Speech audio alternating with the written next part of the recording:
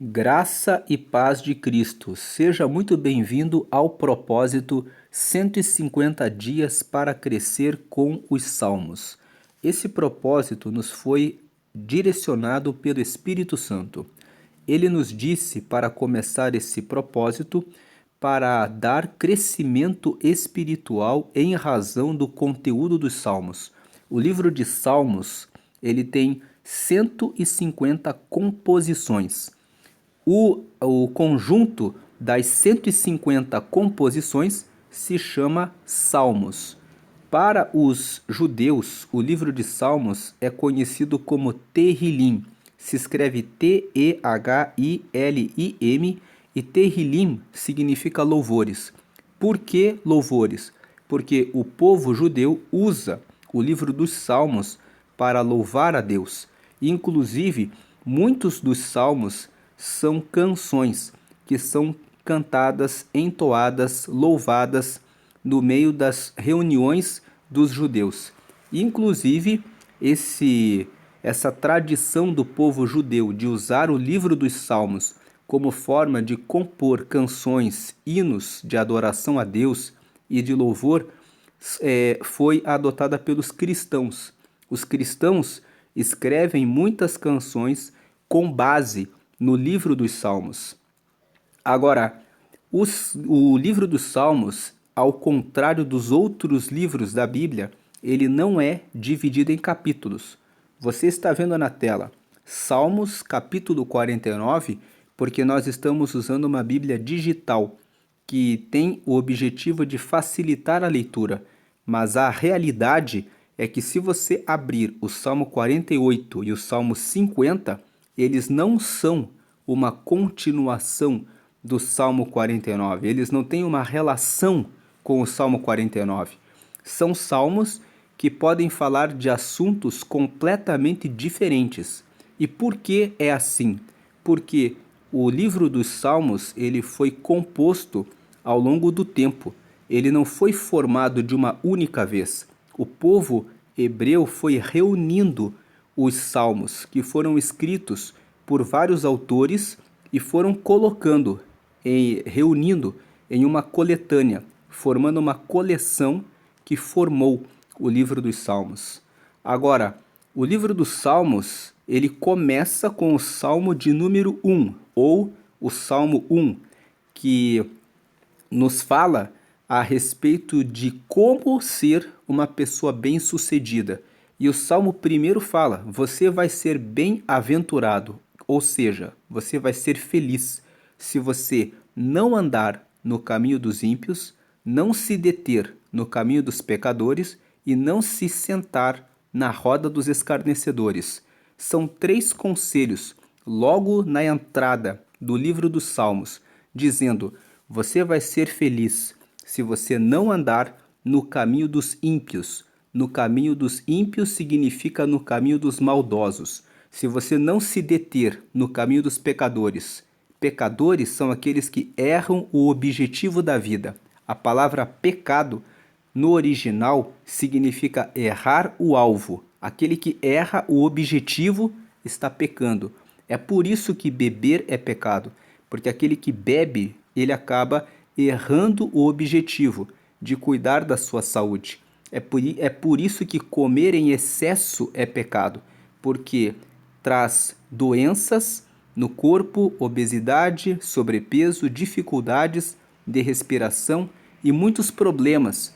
Por isso é que é pecado. A pessoa está usando o alimento como uma forma de fuga, de escapar da sua ansiedade. É por isso que o consumismo e a ostentação também são pecados.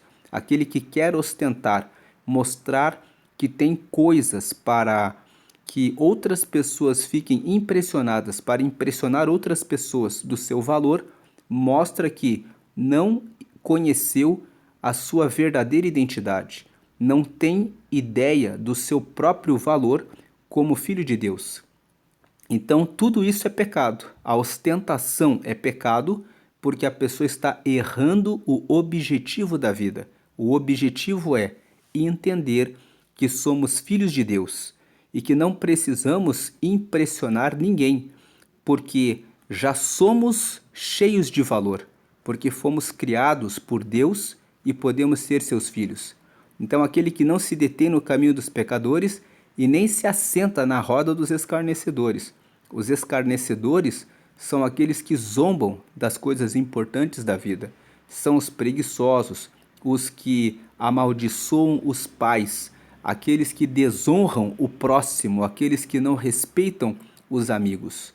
Então, essas pessoas são pessoas que praticam o mal.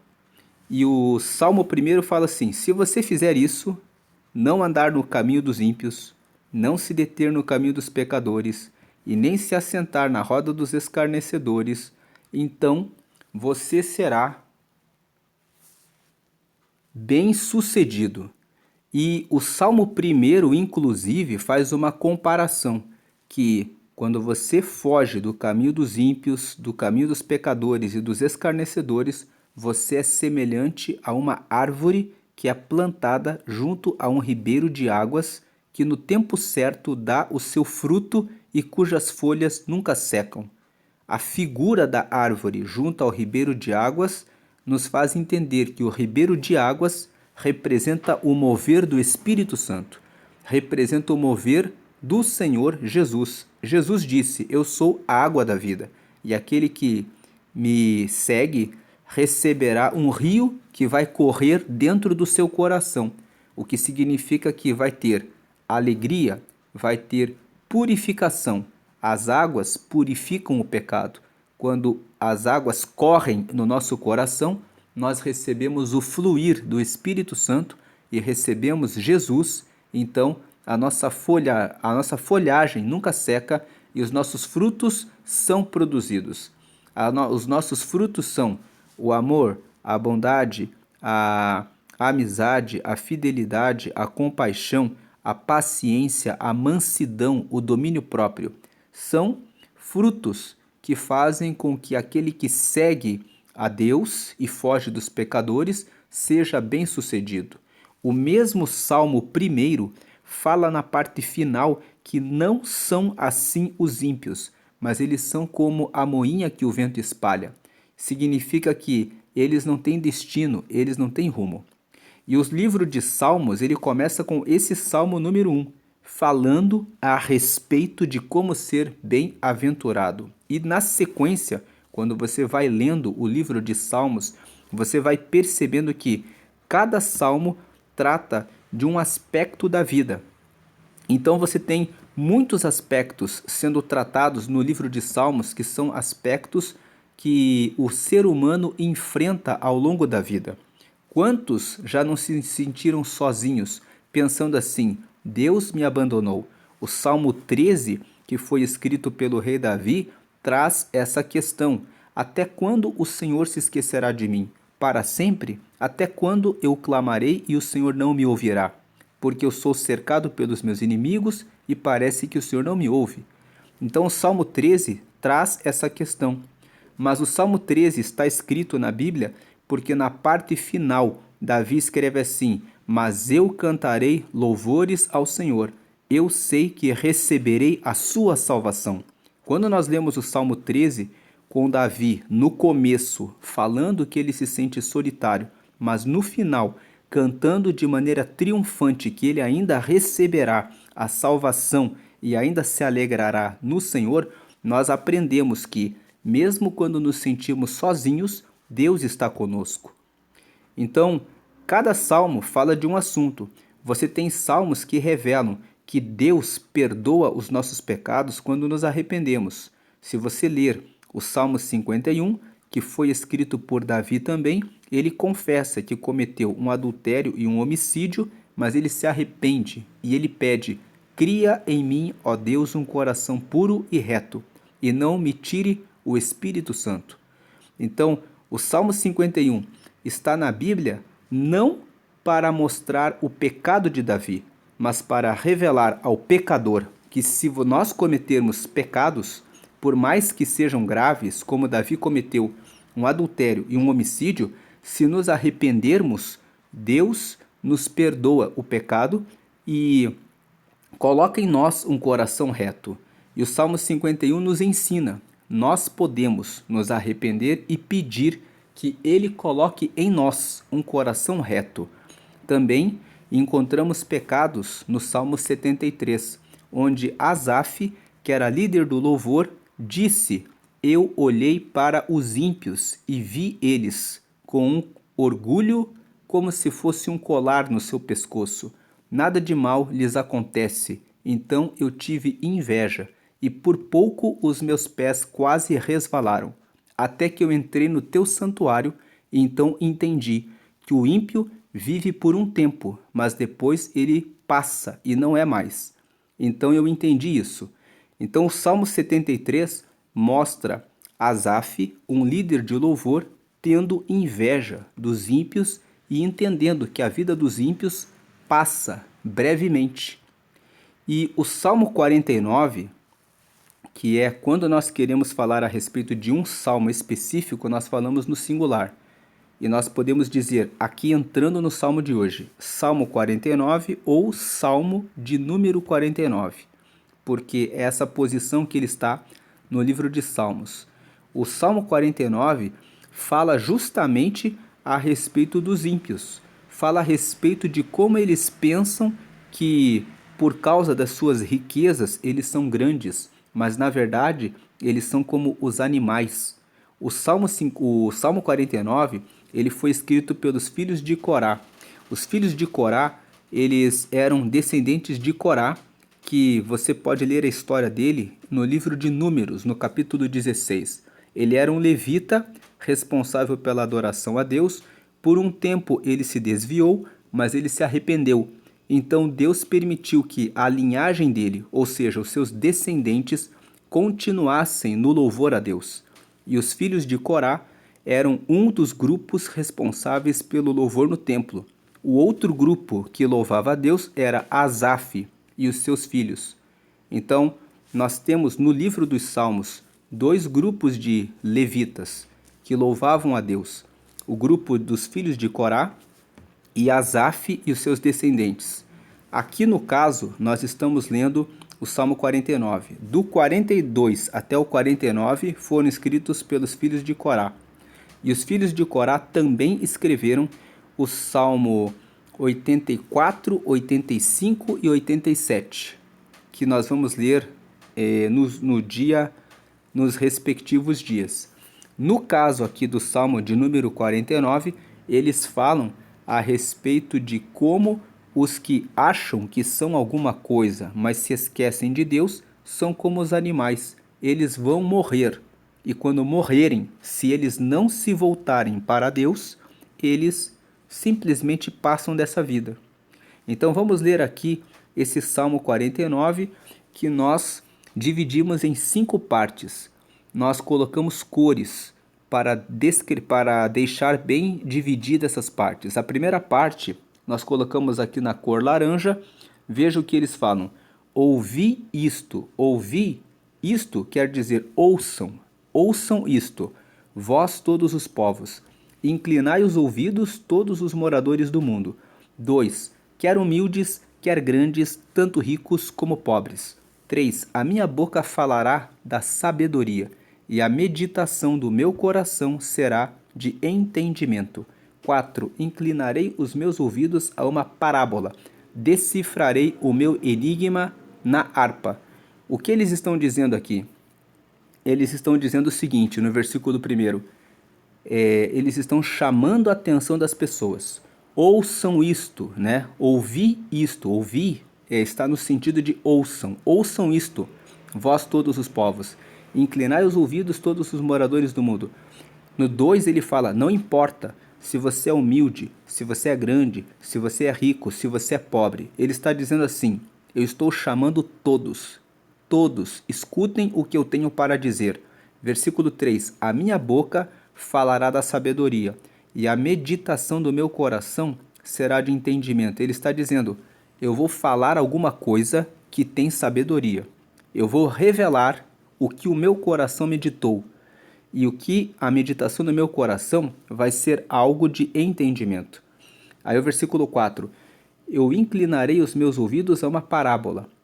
decifrarei o meu enigma na harpa. Ele está dizendo o seguinte: eu vou ouvir, eu vou inclinar os meus ouvidos para uma parábola. Parábola é uma história. Então ele está dizendo o seguinte: eu vou inclinar os meus ouvidos para uma história e eu vou revelar essa história, decifrarei o meu enigma na harpa. O que ele está dizendo? Eu vou escrever uma música, eu vou tocar essa música na harpa, e quando eu tocar essa música na harpa, quando vocês escutarem a letra, vocês vão entender do que é que eu estou falando. É isso que ele está dizendo aqui na primeira parte. Agora vem a segunda parte, do versículo 5 até o versículo 10. Ele fala assim: por que temerei eu nos dias maus, quando me cercar a iniquidade dos que me armam ciladas? Então ele começa: por que eu vou ter medo quando eu estiver num dia ruim, quando eu estiver sendo perseguido pelos meus inimigos? Por que eu vou ter medo? Versículo 6: aqueles que confiam na sua fazenda e se gloriam na multidão das suas riquezas. Verso 7: nenhum deles de modo algum pode remir a seu irmão ou dar a Deus o resgate dele. 8: pois a redenção da sua alma é caríssima e seus recursos se esgotariam antes. 9: por isso tampouco viverá para sempre ou deixará de ver a corrupção. 10: porque vê que os sábios morrem, que perecem igualmente o louco e o bruto e deixam a outros os seus bens. Então aqui nessa segunda parte ele está dizendo o quê? Por que eu vou ter medo no dia mau? Por que eu vou ter medo quando os meus inimigos me cercarem? Porque eles confiam, no versículo 6, na sua fazenda, e eles se gloriam na multidão das suas riquezas. Em outras palavras, aquelas pessoas que acham que são muito importantes, que têm muito dinheiro, que têm muita riqueza, que acham que podem comprar tudo. O versículo 7 fala assim: nenhum deles, de modo nenhum, pode remir a seu irmão, ou dar a Deus o resgate dele. Eles não podem comprar uma alma, eles não podem comprar a vida. Quando Deus fala que alguém cumpriu o seu propósito na terra e a pessoa vai morrer, seja por uma doença ou por um acidente, quem tem muita riqueza não consegue pagar pela alma daquela pessoa. Você não consegue comprar a alma de ninguém. Versículo 8: pois a redenção da sua alma é caríssima e seus recursos se esgotariam antes. Então ele está dizendo: pagar pela vida de alguém é muito caro. Por mais que a pessoa seja muito rica, ela não consegue pagar pela vida de alguém. Então é por isso tampouco viverá para sempre. A própria pessoa que é rica não viverá para sempre. Por isso tampouco viverá para sempre, ou seja, nem mesmo ela tampouco vai viver para sempre. Ou deixará de ver a corrupção. A pessoa pode ter muita riqueza, mas ela vai viver aqui na terra e ela vai ver toda a corrupção que existe na terra. A mentira, o engano, as trapaças, os crimes que as pessoas praticam, os homicídios, as coisas terríveis que nós vemos. Por mais que a pessoa seja muito rica, ela não escapa de ver e até de experimentar a corrupção que existe no mundo. A pessoa pode ser assaltada, a pessoa pode ter sido enganada, a pessoa pode ser xingada. Tudo isso faz parte da corrupção do mundo. Versículo 10: porque vê que os sábios morrem, que perecem igualmente o louco e o bruto e deixam a outros os seus bens. O 10 é para dizer: todo mundo morre, e se o rico for muito sábio, ele também vai morrer, por mais que ele seja sábio. Então, o versículo 5 até o 10 fala: todo mundo vai morrer. O enigma que os filhos de Corá estão cantando aqui é o seguinte: eles estão dizendo na primeira parte: ouçam, escutem. Vocês que são humildes, grandes, ricos ou pobres, eu vou falar de uma coisa de sabedoria. A coisa de sabedoria que eu vou falar vai ser uma parábola, uma história, e eu vou decifrar o enigma na harpa. Eu vou cantar isso na harpa.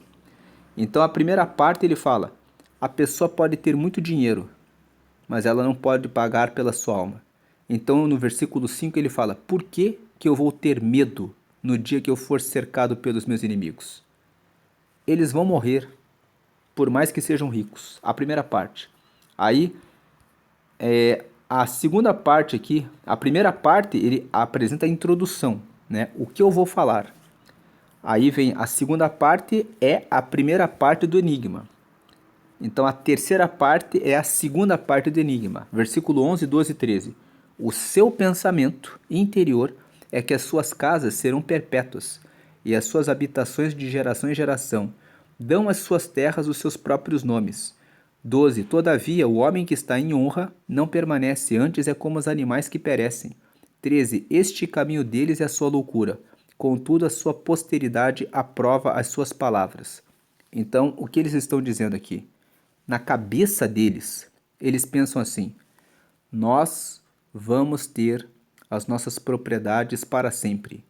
Vamos transmitir as riquezas para os nossos filhos, para os nossos netos, para os nossos bisnetos, e o nome da nossa família vai ser para sempre. Então ele fala aqui no versículo 11: eles dão às suas terras os seus próprios nomes. Então eles colocam lá uma fazenda e colocam lá Fazenda Silva. Vou pegar aqui o nome comum no Brasil, Fazenda Silva, para dizer: nós somos poderosos. Mas o homem que está em honra não permanece. O versículo 12 fala: mas por mais que a pessoa tenha honra, a pessoa vai morrer. E antes é como os animais que perecem, morre como qualquer bicho, como qualquer animal. E o versículo 13 fala: este caminho deles é a sua loucura. Contudo, a sua posteridade, ou seja, os seus descendentes, aprovam as suas palavras. Então, esse caminho de pensar que as riquezas trazem o sentido da vida é a loucura deles, porque eles se esquecem de Deus, eles se esquecem que eles têm uma alma, eles se esquecem para onde vai a alma deles. Mas a posteridade, os descendentes, aprovam as suas palavras. Os filhos, os netos concordam com eles, dizendo assim: está certo, vamos passar riquezas de geração em geração. Aí tem um selá. A palavra selá significa pausa. Quando o povo está cantando, vamos lembrar que os salmos são louvores. Quando eles estão cantando os salmos aqui e tem o selá, significa que aqui tem uma pausa. Essa pausa é para eles, tem dois sentidos. O musical é para a música e também tem um propósito de fazer a pessoa que está cantando a música ou que está citando, recitando o salmo, meditar no que acabou de dizer. Então aqui é um convite. Pense sobre tudo isso aqui que nós lemos, do versículo 1 até o versículo 13. Qual o sentido da vida? Será que as riquezas compram a nossa salvação? O selá aqui é um desafio para pensar no que acabamos de ler. Aí vem aqui mais uma parte, versículo 14 e 15. Como ovelhas são enterrados. E o interessante aqui é que ovelhas são animais frágeis, são animais que dependem de um pastor para defendê-las. Então ele está dizendo assim: eles são frágeis, mesmo com a riqueza que eles têm, com a arrogância, o orgulho de pensarem que são de geração em geração, eles são como ovelhas. Eles são enterrados como ovelhas, eles são enterrados. A morte se alimentará deles, ou seja, eles vão ser comidos pelos bichos quando forem enterrados. E os retos terão domínio sobre eles na manhã. No dia seguinte, os retos, quem são os retos? Os que caminham com o Senhor vão dominar sobre eles na manhã. Esse na manhã pode significar a vida eterna. No futuro, aqueles que Jesus voltará, ressuscitará todos os mortos, e aqueles que não forem achados no livro da vida serão enviados para o inferno.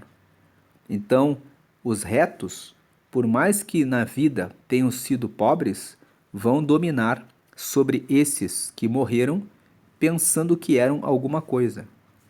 E a sua formosura na sepultura se consumirá, por não ter mais onde more. Então o versículo 14 fala: podem ser muito bonitos, mas na sepultura a sua formosura se consumirá, por não ter mais onde more. Agora o 15. Mas Deus remirá, ou seja, Ele perdoará, Ele limpará a minha alma do poder da sepultura, pois me receberá. Selá. Então aqui tem mais uma pausa. O versículo 14 e o 15 trazem esse contraste. Os que acham que são alguma coisa vão morrer frágeis, fracos, como ovelhas. E a morte vai se alimentar deles. Aqueles bichos vão comer as carnes deles. A não ser que eles sejam cremados. Mas se eles forem sepultados, a morte se alimentará deles. E os retos terão domínio sobre eles na manhã. Quem permaneceu vivo, seguindo no caminho do Senhor, no dia seguinte acorda seguindo com Deus, estará sobre domínio. E a formosura deles, a beleza deles, se consome. Mas Deus remirá minha alma do poder da sepultura, pois me receberá. Então o 15 fala, o poder de remir uma alma é só de Deus. Tem um selar aqui, uma pausa. O poder é só de Deus. Então, no versículo 16 até o 20, terminando o salmo, ele fala: não temas quando alguém se enriquece, quando a glória da sua casa se engrandece. 17, porque quando morrer, nada levará consigo, nem a sua glória o acompanhará. A pessoa pode ter sido muito gloriosa, pode ter sido muito paparicada nessa vida, por causa das riquezas que tinha. Mas quando ela estiver ali na sepultura, ela não vai ouvir nenhum elogio, nenhuma bajulação. Ela não vai entender mais nada daquilo que ela viveu.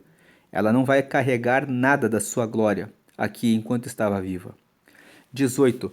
Ainda que na sua vida ele bendisse a sua alma e os homens o louvem quando faz bem a si mesmo. 19. Irá para a geração dos seus pais. Eles nunca verão a luz. Então ele está dizendo, ainda que quando ele estava vivo, ele bendizia a própria alma, falava bem a respeito de si próprio, e os homens o louvem quando faz bem a si mesmo, ou seja, ele era cercado de amigos que ficavam bendizendo ele, louvando ele, quando ele enriquecia, ele vai para a geração dos seus pais. Eles nunca verão a luz. Aqueles que nunca se preocuparam em conhecer a Jesus e ter relacionamento com Deus, eles irão para a morte, a geração dos seus pais, e nunca verão a luz. 20. O homem que está em honra e não tem entendimento é semelhante aos animais que perecem. Então, a mensagem do Salmo 49 é: não adianta você pensar que é rico, que é poderoso, que pode tudo com as riquezas que tem. Porque o homem que está, lendo o versículo 20 mais uma vez, porque o homem que está em honra e não tem entendimento a respeito da vida, que nós temos uma alma e que essa alma vai para o lugar que nós decidirmos e a nossa decisão precisa estar em aceitar a Jesus, o homem que não entende isso, ele é semelhante aos animais que perecem. Os animais morrem sem nenhum entendimento. Morreu, está enterrado, acabou. Então é isso que acontece com aquele que não tem entendimento. Então, esse Salmo 49, ele começa na primeira parte do versículo 1 ao 4, dizendo, lançando o aviso: vou cantar algo que tem sabedoria e vou trazer algo que está no meu coração, que traz entendimento para a vida. E vou decifrar o meu enigma na harpa. E aí ele divide em 4 partes. A primeira parte do versículo 5 até o 10, que ele fala que não precisa ter medo, que quem acha que tem muita riqueza não vai viver. Na segunda parte, o 11 até o 13, que fala que os ricos que têm muitas propriedades e não honram a Deus, pensam que vão viver de geração em geração. E os seus descendentes aprovam esse tipo de pensamento. Aí o 14 e 15 fala, mas no final das contas, eles vão morrer fracos e frágeis como ovelhas. E só Deus é que pode remir a alma de alguém. O versículo 15. E ele termina dizendo: não tenha medo quando você olha para o lado e vê essas pessoas que ficam cada vez ricas e ricas e ricas, porque elas não vão levar nenhuma das riquezas. E se elas não tiverem entendimento de que precisam aceitar a Jesus e receber a Deus, eles vão morrer como se fossem animais. Essa é a palavra de hoje e aqui fica o convite. Você tem entendimento a respeito da importância da sua alma? Se hoje você morre, você vai para a escuridão, para as trevas, ou você tem a esperança de que você vai ver a Deus, de que você vai encontrar-se com a luz? Porque Jesus, ele é a luz do mundo. Se você não aceitou a Jesus ainda, você não tem como receber o perdão dos seus pecados. Jesus, ele é o Deus Filho. Ele foi enviado na terra para morrer na cruz, para que pelo sangue dele todo o que receber a ele seja purificado dos pecados. Então você só encontra a luz depois da morte se você aceitar a Jesus. Quando você aceita Jesus, os seus pecados são perdoados. Você se torna filho de Deus e você recebe o Espírito Santo que passa a morar em você. O Espírito Santo é o Deus Espírito Santo, que tem conexão, ligação com Jesus, e Jesus tem a ligação com o Pai. Então, quando você recebe o Espírito Santo, você se conecta com Jesus e automaticamente se torna filho de Deus. Se você ainda não aceitou a Jesus e quer aceitá-lo agora, faça uma oração recebendo Jesus. Eu vou dizer a oração, você pode repetir. Se você quer aceitá-lo, você precisa querer. Isso é uma decisão sua. Nós lemos o Salmo 49, que fala que esses homens que acham que são importantes, eles não aceitam essa palavra porque eles não querem. A decisão é sua, é individual. Você pode aceitar ou não, conforme o seu pensamento, a sua convicção. Mas se você quer receber essas bênçãos e ter essa esperança, essa confiança de que na morte você vai estar com Deus e verá a luz, faça essa oração comigo. Diga assim: Senhor Jesus, eu te aceito como meu único Senhor e Salvador. Escreve o meu nome no céu, no livro da vida, e me dá o teu Espírito Santo para me guiar até a eternidade. Amém. Com essa oração você recebeu Jesus como teu único Senhor. Então agora você segue a Ele. Deve ler a Bíblia, orar e procurar receber conhecimento a respeito do Senhor, para poder segui-lo como Ele ensina na palavra. Leia a Bíblia, estude a Bíblia, entre em uma igreja e se matricule na escola bíblica. A escola bíblica é gratuita. Você pode se matricular em todas as igrejas para estudar e ler, meditar a palavra e conhecer a vontade de Deus, conhecendo a Bíblia. Depois, você pediu para ele ser o seu Salvador. Você reconhece que tem pecados e que o sangue dele é que te purifica do pecado.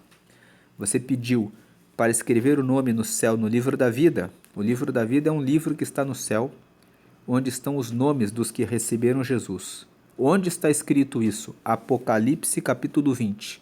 Vá no último livro da Bíblia, abra o capítulo 20. Lá está escrito que no dia do juízo final, Jesus vai abrir o livro da vida. Quem estiver com o nome lá, entra no céu, porque tem registro de que nasceu no céu, aceitou Jesus. E quem não tiver o registro será julgado e condenado. Por último, você pediu para ter o Espírito Santo. Então agora o Espírito Santo mora em você. Quando você for fazer alguma coisa errada, você vai sentir uma voz interior dizendo para você: isso é errado. Ouça essa voz. É o Espírito Santo falando com você a respeito da novidade de vida que você deve viver. Agora procure uma comunidade de fé ou uma igreja próxima em que você se sinta bem, em que fale, que pregue a respeito de Jesus, e batize-se nas águas. Batizar-se nas águas, em nome do Pai, do Filho e do Espírito Santo, significa que você está sepultando o seu velho eu e os seus pecados ficam lá nas águas. Quando você se levanta, você está ressuscitando para uma nova vida com Deus e você está ressuscitando lavado dos pecados. Esse ato do batismo, Jesus disse que significa nascer da água. Em João, capítulo 3, versículo 5, Jesus disse: quem quer herdar o reino de Deus precisa nascer da água e do Espírito. Nascer do Espírito é aceitar a Jesus. Você aceita Ele, o Espírito Santo entra em você e você nasceu do Espírito. E nascer da água é você ser batizado. Então você pode se batizar e depois que você está batizado, você deve participar da ceia. A ceia é uma comunhão onde os irmãos partem um pão que simboliza o corpo de Cristo e bebem um cálice com suco de uva que representa o sangue de Jesus. Quando você participa da ceia, quando você come o pão, você está dizendo: eu estou me alimentando espiritualmente para ter força para segui-lo. E quando você bebe o cálice, você está dizendo: os pecados que eu cometi até hoje estão sendo limpos agora. E quando você vai participando da ceia, você vai se aproximando mais de Deus. Sobre a ceia, Jesus disse em João, capítulo 6, versículos 54 a 57: quem come da minha carne e bebe do meu sangue tem vida em mim. Mas quem não come da minha carne e não bebe do meu sangue não tem vida. A carne é o pão. O pão representa a carne de Cristo. E o sangue é representado pelo cálice com suco de uva. Então Jesus estava dizendo: comam, participem da ceia. Porque quando vocês estão na ceia, vocês estão comendo alimento espiritual e bebida espiritual, que traz força para seguir a Jesus e purificação dos pecados. Essa é a meditação de hoje, do Salmo 49, ou Salmo de número 49. O enigma é: a nossa vida na terra é provisória. Para onde vai a nossa alma se nós não aceitarmos a Jesus? De acordo com o Salmo 49, o enigma é muito simples. Aqueles que não têm entendimento de se colocarem, se entregarem para Deus, entregarem a sua alma para Deus, morrem como se fossem animais. E o detalhe é que o Salmo 49 fala que são como ovelhas, ou seja, morrem fracos e frágeis. O único poder verdadeiro é de Deus, que aqui no versículo 15 fala: mas Deus remirá a minha alma do poder da sepultura, pois me receberá. Só Deus pode remir a nossa alma do poder da sepultura. Ele pode nos trazer a ressurreição para a luz. E Ele faz isso quando recebemos Jesus. Se você não recebeu, você pode voltar o vídeo e aceitá-lo para receber esse poder que vem de Deus. Vamos agradecer, Senhor, te agradecemos por essa palavra. Pedimos que o Senhor nos dê sempre entendimento para nunca ficarmos orgulhosos, arrogantes, prepotentes, soberbos, achando que porque recebemos alguma coisa a mais nessa vida, que somos mais do que outros.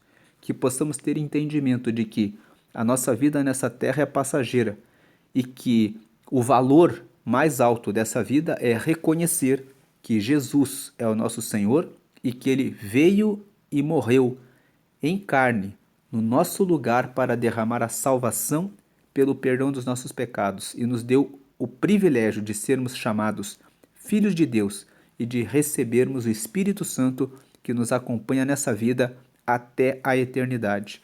Te agradecemos hoje e sempre. Amém.